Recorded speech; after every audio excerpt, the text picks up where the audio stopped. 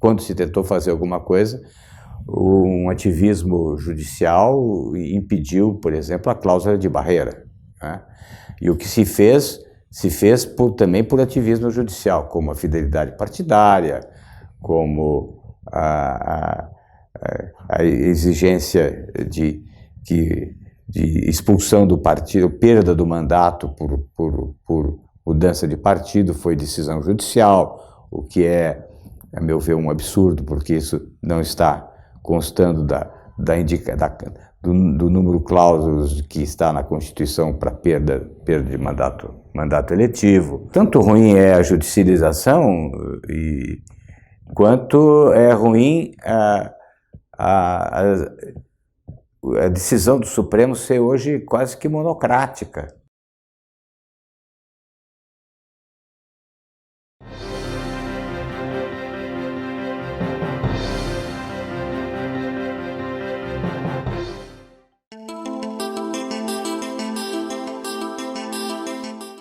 Não só o processo de impeachment, mas tudo que vem sendo revelado ao longo desse tempo, tudo que vem sendo revelado desde 2005 com o mensalão e na verdade, fatos que estavam sendo revelados desde muito tempo atrás, desde da década de 90 e que foram em grande parte abafados, com a CPI dos anões, do orçamento, que era uma relação de promiscuidade entre o setor privado e o setor público, né? Esta relação de promiscuidade, por exemplo,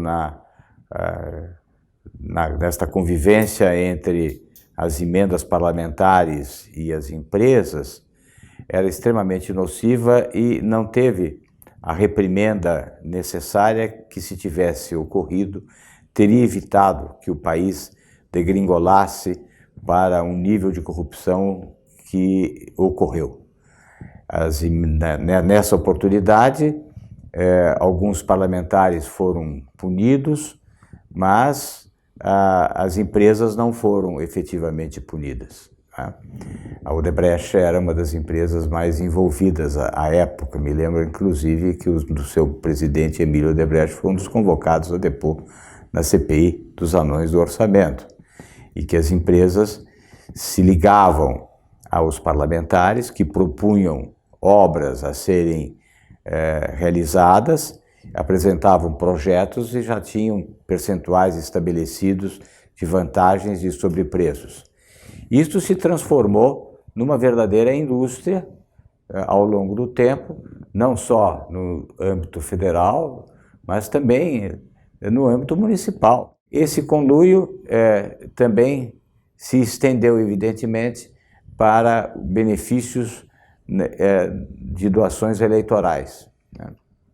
Essas doações eleitorais não se cingiam exclusivamente a Caixa 2, a benefícios que eram dados para não serem contabilizados, mas isso se sofisticou de tal forma que chegou-se à disfarçatez de serem feitos pagamentos de propinas através de doações oficiais, ou seja, Caixa 1, né? Ou seja, lavagem de dinheiro, fazendo-se do Tribunal Eleitoral uma lavanderia. Esta promiscuidade foi altamente nociva para as empresas. Hoje nós temos um comprometimento de grandes empresas, de grandes empreiteiras, que estão em uma situação extremamente difícil, com dívidas vultosas, com sua capacidade de trabalho altamente prejudicado, e o mercado, digamos, de obras no Brasil, patrocinadas pelo Estado. Quando eu falo Estado, eu falo município, Estado e União, debilitado, todo esse mercado importante de obras, que leva também a um desemprego está muito debilitado, e esse é um problema muito sério para a recomposição desse mercado, para a reconstrução dessa confiança, haverá de ter algum tempo.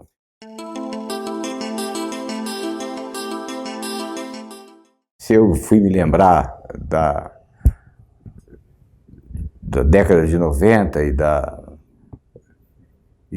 CPI dos anões do orçamento, na verdade, nós vamos ter a corrupção sistêmica como forma de governo instalada a partir do governo do PT, a partir de 2003, 2004, 2005, aí que a corrupção se torna um sistema. Se torna um sistema de governo, né? Havia a corrupção, e sempre houve a corrupção como fatos que eram pontuais, isolados, que aconteciam, que ocorriam, mas não era um sistema de governo. Quando é que ele se transforma com um sistema de governo? Quando se estabelece que a corrupção está ligada a um processo de dominação política, né? Aí há um processo de dominação política, né? Quando a corrupção passa a ser a garantia de manutenção de uma maioria governamental. E isso começa com o mensalão. E o mensalão, quando o mensalão é descoberto, encontram-se outro caminho. No meio do mensalão, gesta-se o petrolão. Esses fatos que foram denunciados e essas descobertas levam à verificação de que é necessário que exista cada vez mais controles sobre a indicação desses cargos. Essa recente lei indicativa da necessidade de competência para a ocupação de cargos nas estatais é uma conquista importante, foi uma lei recente do governo Temer, não é? A limitação da ocupação de cargos de direção de estatais por indicação política é um dado fundamental. Por outro lado, também nós vemos que organismos de controle foram contaminados, como um Tribunal de Contas estaduais, Tribunal de Contas da União, estão contaminados, há várias denúncias de percepção de propina por membros dos Tribunais de Contas, ou seja, quando se quis democratizar os Tribunais de Contas com a participação de membros do Legislativo, indicação de membros do Legislativo nos Tribunais de Contas, o que nós acabamos vendo foi também comprometimentos de corrupção nos Tribunais de Contas. Então nós precisamos criar mecanismos de controle, infelizmente, de quem controla, e aí vai ad infinitum, mas é necessário que exista efetivamente cada vez mais a especialização daqueles que são os controladores, não é? Então eu não diria que é a burocracia, eu diria que a indicação política é o grande malefício, não é? Não é só a burocracia também tem seus malefícios, porque ela é também muitas vezes arrogante, prepotente e dominadora, e orgulhosa de si mesma, mas não é a burocracia. Nesse caso, o que nós vimos foram as indicações políticas, a manutenção das indicações políticas de diretorias da Petrobras, a diretoria dos Correios, a diretoria da Caixa Econômica e assim por diante, é que levaram essas indicações é que levaram à corrupção.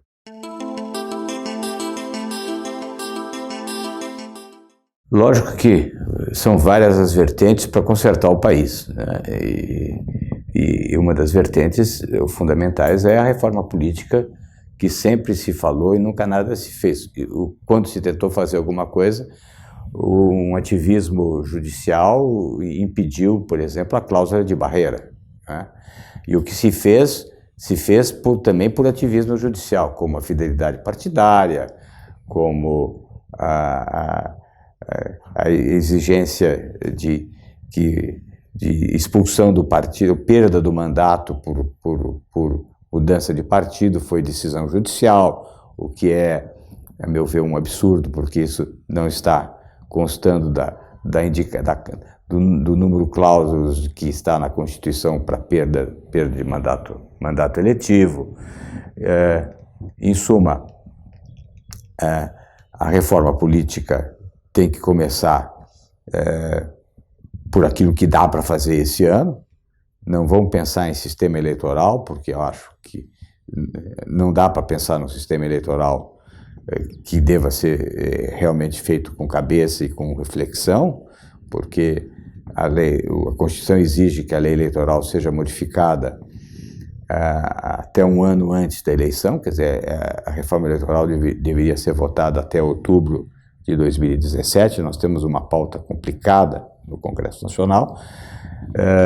Tem que se votar, a meu ver, a cláusula de barreira, tem que se votar fidelidade partidária, tem que se votar também uma legislação mais bem pensada sobre financiamento de campanha. Isso é que é fundamental. Querem votar agora o sistema eleitoral, lista fechada? A lista fechada é para esconder o nome do candidato. Quem quer lista fechada agora é que quer se esconder dentro da lista. Quer dizer, antes quem queria lista fechada é quem queria aparecer através do nome mágico do seu partido. Como esse nome deixou de ser mágico e passou a ser podre, não quer mais lista fechada. Agora, o que se quer é esconder-se atrás de uma sigla, para não aparecer o seu nome, porque o seu nome está manchado na lama. Então, não é reforma política, não é reforma do sistema eleitoral.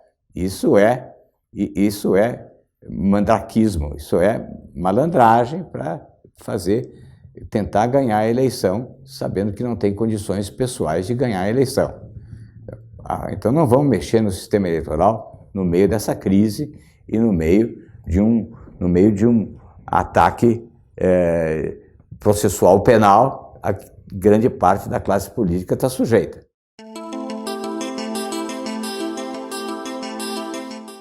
Tanto ruim é a judicialização quanto é ruim a decisão do Supremo ser hoje quase que monocrática.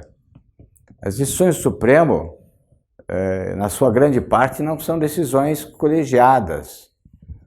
As decisões do Supremo são decisões monocráticas. Eu quero lembrar aqui a decisão do ministro Marco Aurélio, que determinou o afastamento do presidente do Senado Federal, porque ele era réu num processo. Decisão que ele tomou unilateralmente. E que depois isso foi levado ao colegiado. Mas ele tomou uma decisão de afastamento do presidente do Senado, que por sua vez também fez o papel de fugir do oficial de justiça. Quer dizer, é um comprometimento das instituições, é um ministro supremo que dá uma decisão dessa grandeza isoladamente, e um presidente do Senado que fica se escondendo atrás da porta para não receber o oficial de justiça. Isso é um descrédito das instituições. Mas existe, sem dúvida nenhuma, um ativismo judicial exagerado, tomando decisões que vão além, sem dúvida nenhuma, do texto constitucional, como a decisão de estabelecer a perda do mandato pelo deputado que muda de partido quando essa hipótese não está prevista na Constituição. Não é? A reforma política que se faz tem sido feita por via das decisões do Supremo. Né? E quando existe uma reforma constitucional feita por lei, como a da cláusula de barreira, com uma vacatio legis de 10 anos, não desce uma hora, quando está para entrar em vigor, o Supremo declara inconstitucional.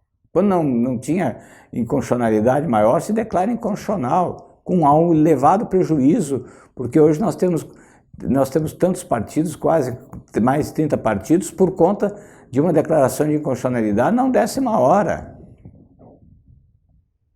E muitos dos ministros já me confidenciaram que se arrependem de ter decidido pela inconstitucionalidade da cláusula de barreira prevista na lei, porque se entendeu que ali se impedia que os partidos que não tinham alcançado o índice necessário não teriam participação futura no fundo partidário ou no tempo de televisão, e que por isso estaria impedindo que no futuro eles tivessem condições de melhoria e de se aprimorar e de alcançar no futuro os índices necessários para superar a cláusula de barreira. Mas não era por isso que se eliminava a cláusula de barreira, e isso é que ocorreu, e nós temos hoje então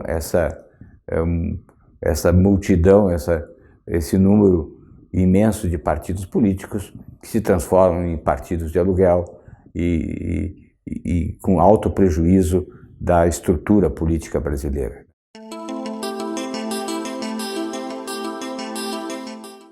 As votações são sempre feitas um pouco desta forma, porque as lideranças muitas vezes acabam acordando em última hora soluções de compromisso. As votações numa Câmara de Deputados, elas sempre se dão por via de um compromisso, por via do encontro de uma solução que atenda às diversas tendências, às diversas linhas de orientação. Assim que se dá a política no final. Assim que se dá a política no final. Eu acompanhei, eu era assessor especial do Dr. Ulisses durante toda a Constituinte. Eu vi como o texto era encontrado no seu ponto final, era todo um processo de negociação, né? Essas malandragens feitas à noite, como foi nesse caso da anistia, e que foi graças à sociedade e à rede social, que saiu com uma hashtag, né? Anistia não, ou outra que era o Rodrigo Maia Cunha, o novo Cunha, é que isso levou a se retrair o projeto de anistia, que é o ponto-chave que está sendo gestado em Brasília. O ponto-chave agora em Brasília é isso, é a anistia.